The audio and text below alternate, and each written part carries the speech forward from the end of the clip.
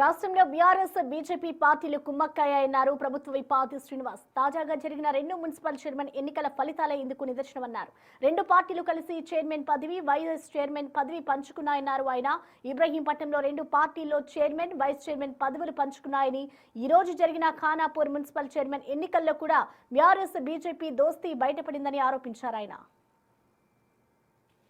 తెలంగాణ రాష్ట్రంలో BRS BJP 2 పార్టీలు కూడా కుమ్ముక్కయ్యాయి. తాజాగా జరిగినటువంటి మున్సిపల్ ఎన్నికల్లో 2 పార్టీలు కుమ్ముక్కయ్యాయి. నిన్నటి రోజు జరిగినటువంటి ఇబ్రహీంపట్నం మున్సిపల్ ఎన్నికల్లో, ఈరోజు ఖానాపూర్ మున్సిపల్ జరిగినటువంటి ఎన్నికల్లో బీజేపీకి చైర్మన్ పదవి ఇచ్చి వైస్ చైర్మన్ పదవిని బీఆర్ఎస్ పార్టీ తీసుకున్నటువంటిది. అంటే మొదటి నుంచి మేము చెప్తా ఉన్నాం, బీజేపీ బీఆర్ఎస్ పార్టీలు 2 కూడా ఫెవికాల్ బంధంతో, విడదీయరాని బంధం, ఫెవికాల్తో అతుకున్నది ఎలా ఉంటుందో అలా ఉంటుందని చెప్పని మేము మొదటి నుంచి కూడా చెప్తున్నాం. నిదర్శనం మాట చెప్తున్నాం.